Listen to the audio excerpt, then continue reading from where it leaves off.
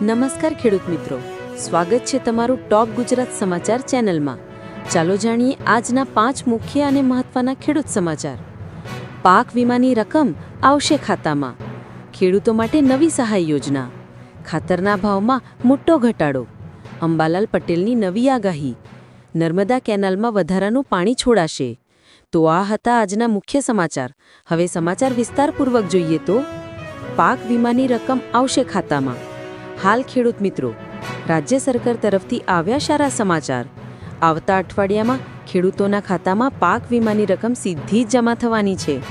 કૃષિ વિભાગે તમામ પ્રક્રિયા પૂર્ણ કરી દીધી છે।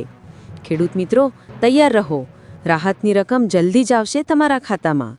ત્યાર પછીના મોટા સમાચાર જોઈએ તો અંબાલાલ પટેલની નવી આગાહી।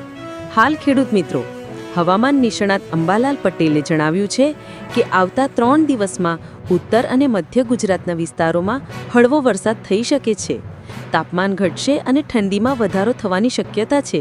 ખેડૂત મિત્રો, હવે સ્વેટર કાઢવાનો સમય આવી ગયો છે। ત્યાર પછી આગળના સમાચાર જોઈએ તો ખાતરના ભાવમાં મોટો ઘટાડો। હાલ ખેડૂત મિત્રો, ખેડૂત ભાઈઓ માટે ખુશીની ખબર। યુરિયા અને ડીએપી ખાતરના ભાવમાં પ્રતિ બેગ 50 થી 80 રૂપિયાનો ઘટાડો કરવામાં આવ્યો છે। આ નિર્ણયથી ખેડૂતોને રવિ પાકની તૈયારીમાં સીધી મદદ મળશે। ખાતર હવે સસ્તું, ખેડૂતોને સીધી બચત। ત્યાર પછીના મહત્વના સમાચાર જોઈએ તો નર્મદા કેનાલમાં વધારાનું પાણી છોડાશે।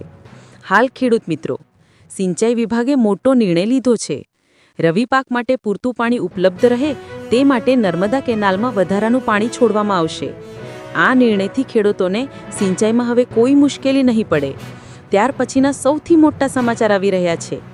ખેડૂતો માટે નવી સહાય યોજના। હાલ ખેડૂત મિત્રો, કેન્દ્ર સરકારે ખેડૂત ઉત્પાદક સંસ્થાઓ માટે નવી સહાય યોજના જાહેર કરી છે।